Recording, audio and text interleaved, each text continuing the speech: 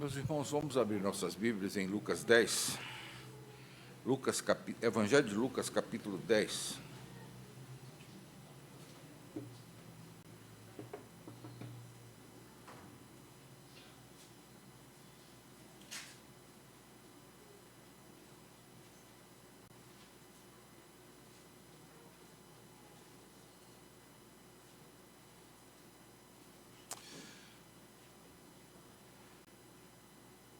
Abramos no versículo 25, 10, 25. Lucas 10, 25. O bom samaritano. E eis que certo homem, intérprete da lei, se levantou com o intuito de pôr Jesus à prova, e disse-lhe: Mestre, que farei para herdar a vida eterna? Então Jesus lhe perguntou: O que está escrito na lei? Como interpretas? A isso ele respondeu: Amarás o Senhor teu Deus de todo o teu coração, de toda a tua alma, de todas as tuas forças, de todo o teu entendimento, e amarás o teu próximo como a ti mesmo. Então Jesus lhe disse: Respondeste corretamente, faze isto e viverás. Ele, porém, querendo justificar-se, perguntou a Jesus: Quem é o meu próximo?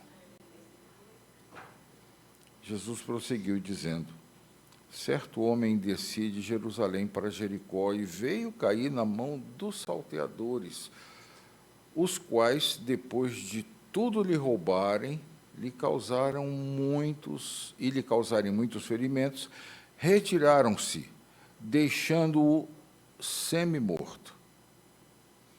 Casualmente descia um sacerdote por aquele mesmo caminho e, vendo-o, passou de largo. Semelhantemente, um levita descia por aquele lugar e, vendo-o, também passou de largo. Certo samaritano que seguia o seu caminho passou de perto e, vendo-o, compadeceu-se dele. E, chegando-lhe, pensou-lhe os ferimentos, aplicando-lhes óleo e vinho. E, colocando-o sobre o seu próprio animal, levou-o para uma hospedaria e tratou dele. No dia seguinte, tirou 2 denários e os entregou ao hospedeiro, dizendo: Cuida deste homem, e se alguma coisa gastares a mais, eu te indenizarei. Qual desses 3 te parece ter sido próximo do homem que caiu nas mãos dos salteadores? Respondeu-lhe o intérprete da lei: O que usou de misericórdia para com ele? Então lhe disse: Vai e procede tu de igual modo. Meus irmãos, nós temos aqui uma parábola que ela já é desafiadora no começo. Ela é tratada por muitos estudiosos como uma parábola. Parábola é uma coisa que explica a outra. A palavra parábola vem de para no grego e balém, jogar. Balém aparece na palavra diabetes, dia através, balém, jogar através. Tanto é que no comecinho da língua portuguesa, comecinho da literatura portuguesa, lá para o ano 1000, não se chamava diabetes. Diabetes é um nome que tem origem em Platão. Platão que observou essa doença e deu o nome diabetes, que, teoricamente, traduzido, significa sifão, jogar através. No português, o começo do português era exatamente traduzido assim, sifão. A pessoa bebe um pouco de água, tem que logo colocar para fora. Parábola é parecido com isso, só que é jogar paralelamente, não através. A parábola é um texto que se pega em paralelo com aquilo que se quer ensinar e se ensina através dele, porque ele, às vezes, deixa o texto mais claro.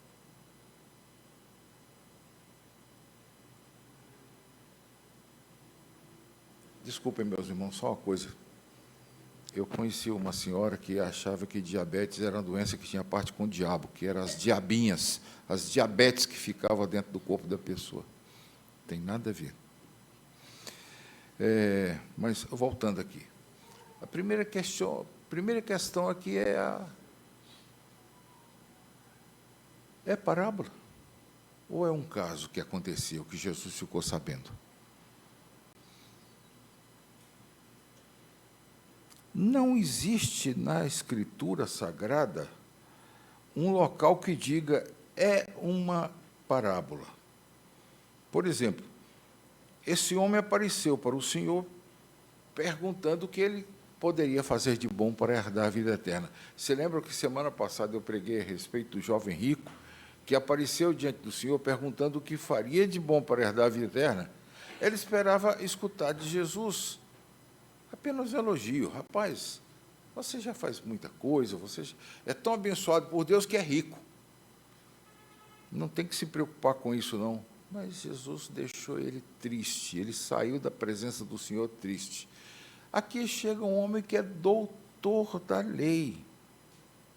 Se você prestar atenção, Jesus reconhece-lhe a capacidade e lhe pergunta: o que está escrito na lei? Como interpretas? A isso ele respondeu: amarás o Senhor teu Deus e amarás o teu próximo como a ti mesmo. Então Jesus lhe disse: respondeste corretamente, faze isso e viverás. Jesus não estava mentindo. É a mesma resposta que ele deu para o jovem rico. Se você cumprir os mandamentos como Deus quer que eles sejam cumpridos, você será salvo. O problema é que nenhum de nós consegue cumprir os mandamentos como Deus quer que eles sejam cumpridos. Nós achamos que cumprimos. Eu nunca matei ninguém. Alguns até dizem: eu nunca matei uma mosca. Mas para cumprir esse mandamento é preciso nunca se irar contra alguém e nunca ter chamado aquela pessoa de tolo, o que é meio complicado. Ninguém consegue cumprir os mandamentos de Deus como Deus quer que sejam cumpridos. É por isso que Jesus veio morrer. Jesus veio cumprir. Cumpriu, e cumpriu tão perfeitamente que era a vítima perfeita para ser sacrificada em nosso lugar. Irmãos, volto a lhes assustar. Nós somos salvos pelas obras, não pela sua, não pela minha, mas pelas obras de Cristo. Está entendendo? Nós somos salvos pelas obras de Cristo.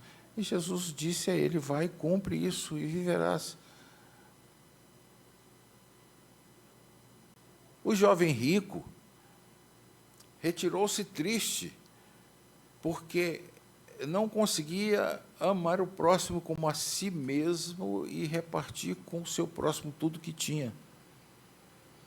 Talvez tivesse até razão em não poder repartir, mas ele não conseguia cumprir como deveria ter cumprido. Pois bem, esse aqui foi pior do que o jovem rico, porque ele continuou lá e insultou o Senhor Jesus. Quem era o meu próximo? A quem eu devo amar como a mim mesmo? Uma pessoa próxima a mim, seja da minha confiança, ou eu tenho que amar a mim mesmo como tenho que amar a um romano, um soldado romano como um homem mesmo? Quem é meu próximo? Aí Jesus conta uma parábola. É aí que eu creio que é muito mais uma parábola do que um caso. Pode ser até uma coisa que tenha acontecido de verdade, mas no momento aqui está fazendo função de parábola. Jesus diz o seguinte: certo homem descia de Jerusalém para Jericó. Estrada terrivelmente perigosa, estrada sinuosa, Jerusalém está a 800, 900 metros acima do mar. Jericó está abaixo do nível do mar. Cerca de 280 metros abaixo do nível do mar. Portanto, descia 1 quilômetro. E era uma montanha só. Ia descendo, descendo, descendo.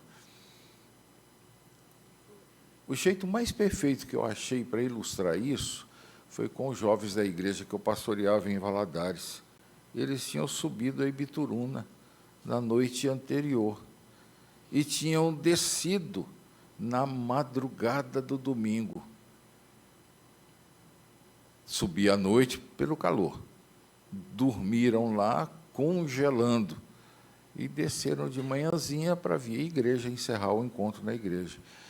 Descer aquilo lá, quem conhece Valadares sabe muito bem que aquilo é uma coisa impressionantemente alto. Descer aquilo lá é mais ou menos isso aqui.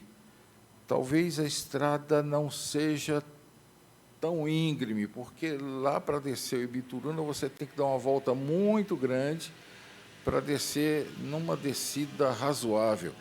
Aqui não, a estrada fazia isso. E, às vezes, passava por vales tão profundos que os assaltantes se escondiam em cavernas que cavavam nesses vales e pulavam em cima da pessoa que estava passando. Literalmente pulavam. Esse lugar é chamado de Vale da Sombra da Morte. Não sei se Davi estava se referindo a ele quando falou ainda que eu ande pelo Vale da Sombra da Morte. Provavelmente não, mas talvez por inspiração nas palavras de Davi, chamavam esse local perigoso na estrada de o Vale da Sombra da Morte. E Jesus coloca lá um sujeito que estava descendo de Jerusalém para Jericó, fazendo esse trajeto. Foi assaltado e foi deixado semi-morto. Apanhou tanto o coitado, e aqui dá a impressão que realmente o que aconteceu foi isso, porque, versículo 30, certo homem descia de Jerusalém para Jericó e veio cair em mãos de salteadores, os quais, depois de tudo lhe roubarem, lhe causarem muitos ferimentos, retiraram-se, deixando-o semi-morto. Semelhantemente, um levita descia por aquele lugar e, vendo-o, também passou de largo. Certo samaritano, eu pulei o 31. Casualmente descia um sacerdote por aquele mesmo caminho e, vendo-o, passou de largo. Aí fala do levita que, vendo, passou de largo. Certo samaritano seguia seu caminho, passou de perto, e, vendo-o, compadeceu-se dele. E, chegando, pensou-lhe. O verbo pensar em português é muito pouco usado no Brasil. Pensar é exatamente curar, untar, derramar óleo nos ferimentos. Pensou-lhe os ferimentos aplicando óleo e vinho. O vinho agia como um antisséptico, um álcool, uma coisa assim, e o óleo como um emoliente para cicatrizar sem a presença de corpos estranhos. Óleo e vinho. E, colocando sobre o seu próprio animal, levou para uma hospedaria e tratou dele. No dia seguinte, tirou 2 denários e entregou ao hospedeiro, dizendo: cuida deste homem, e se alguma coisa gastares a mais, eu te indenizarei. Indenizar é não deixar danos. Eu evitarei que você sofra danos, eu te indenizarei quando voltar. Qual desses 3 te parece ter sido o próximo do homem que caiu nas mãos dos salteadores? Veja que Jesus inverteu. O fariseu pergunta ao Senhor Jesus: de quem é meu próximo?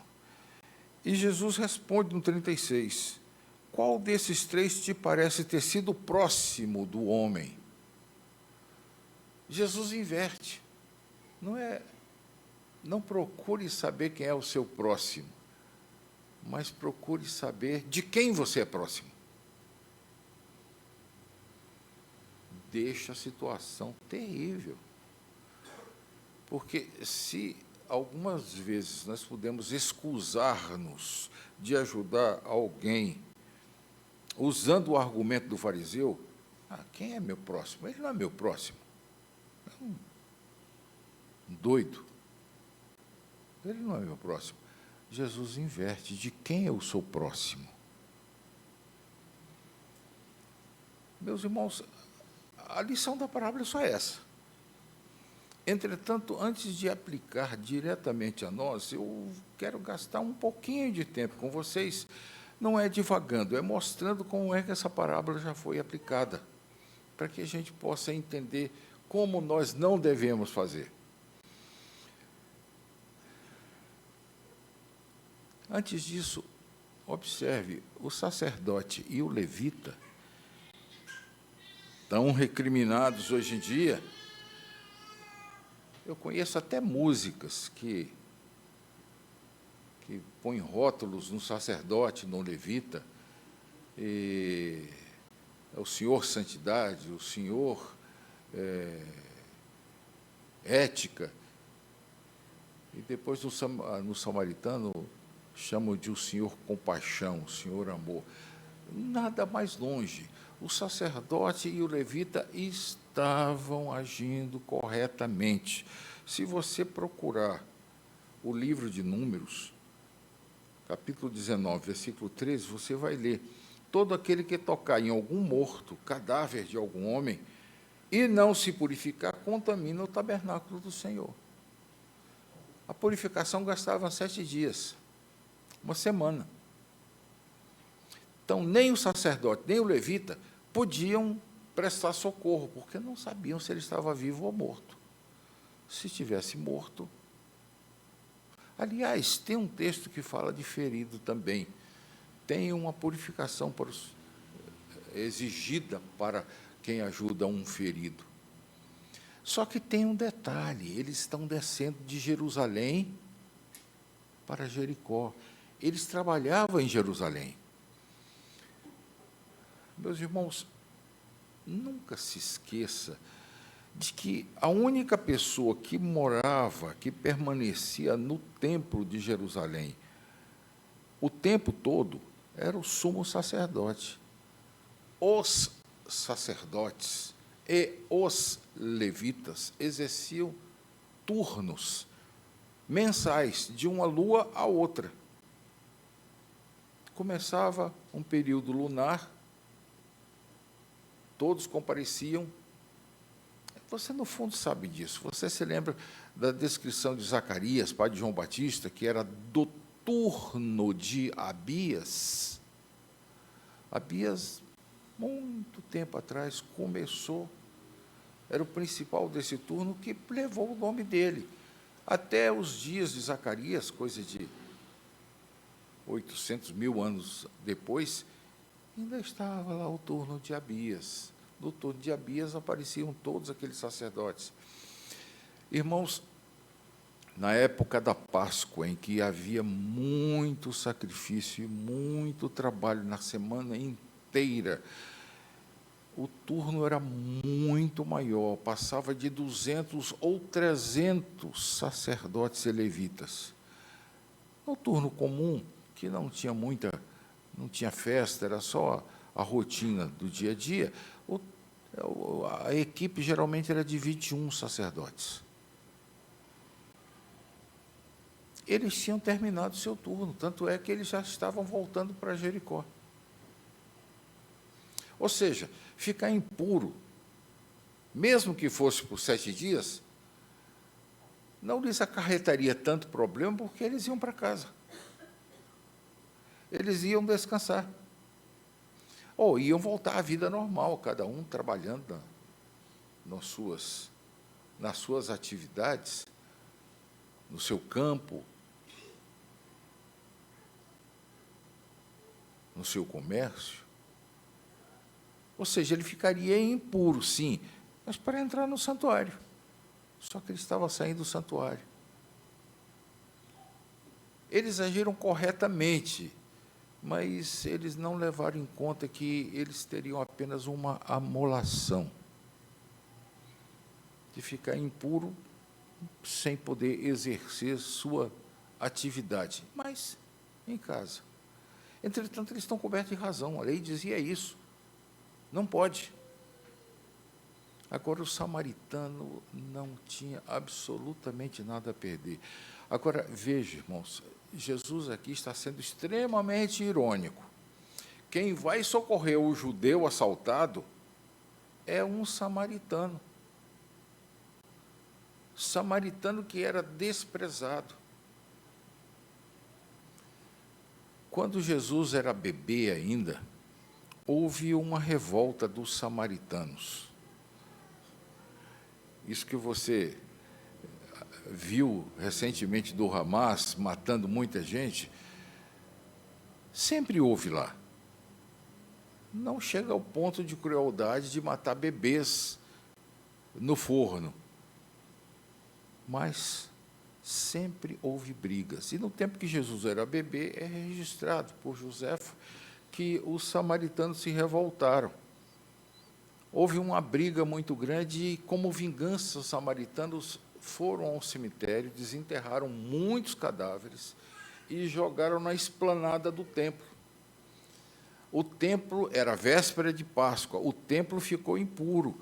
A purificação do templo para poder ser celebrada a Páscoa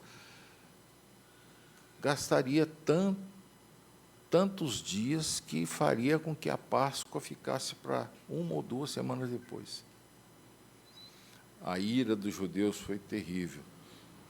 Joséfo conta que não ficou uma árvore ao redor de Jerusalém sem ter um samaritano crucificado. Os rabinos naquela época passaram a exigir que todos os judeus, quando encontrassem com um samaritano, cuspissem no chão. Você se lembra que Jesus Cristo, discutindo com os judeus, um dos judeus, no calor da discussão, usou a seguinte frase: não dissemos nós que tu és um samaritano e tens demônio?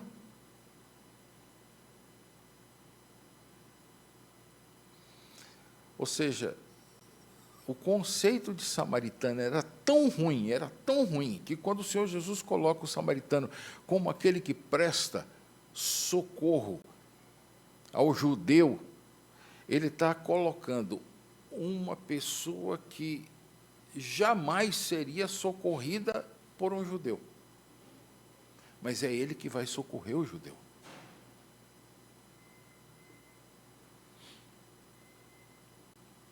É uma ironia finíssima, e, aliás, é mais do que uma ironia, é um verdadeiro tapa na cara daqueles homens daquele homem que estava tentando provar ao Senhor.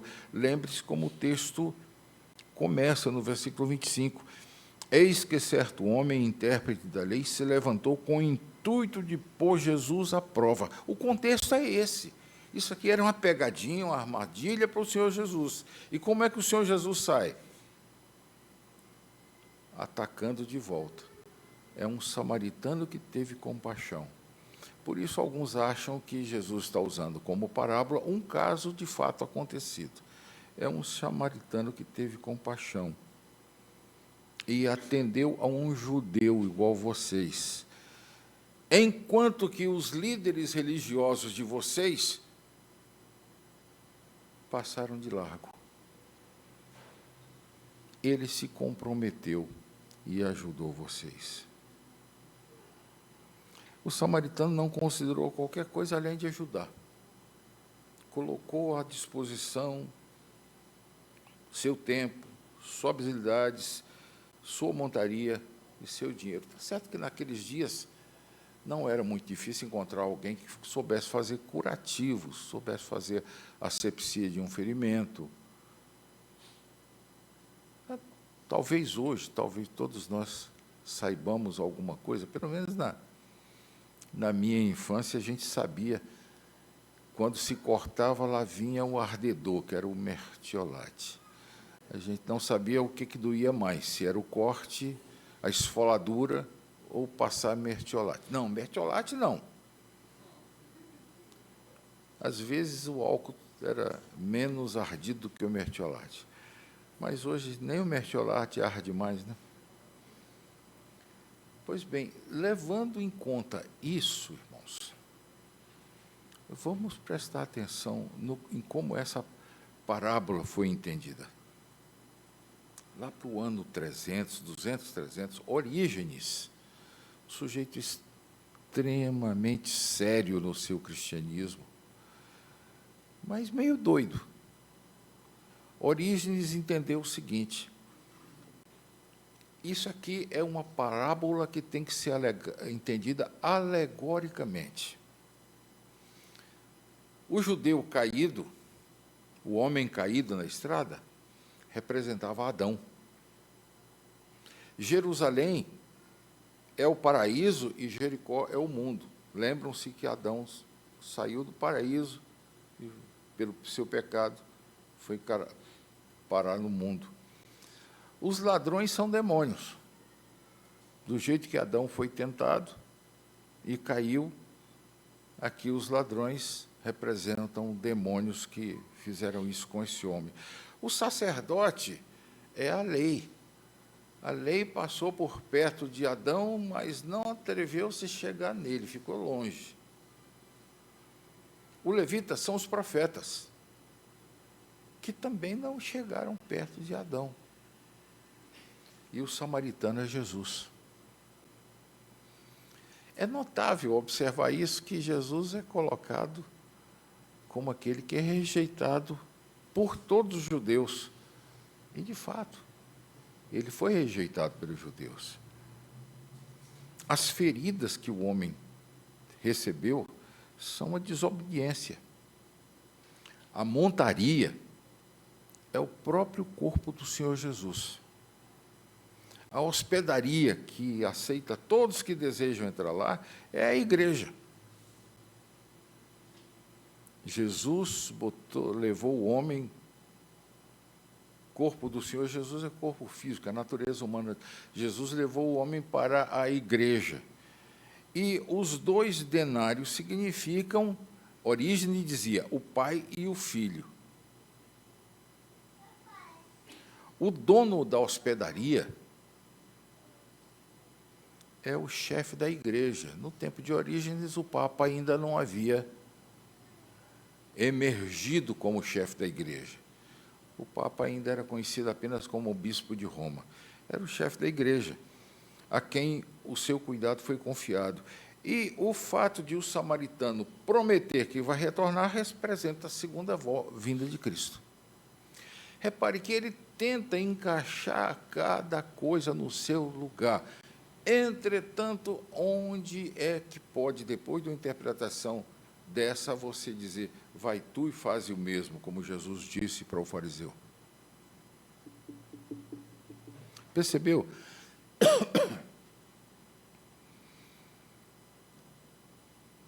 Aqui a gente nota que ele se preocupou em encaixar na história da salvação todos os detalhes, mas perdeu o significado da parábola.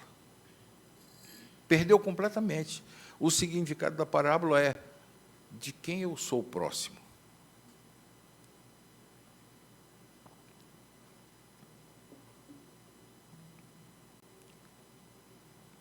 Pois bem, no ano 400 e pouco, cerca de 100 e poucos anos depois de Orígenes, Agostinho foi mais comedido, mas também alegorizou a parábola.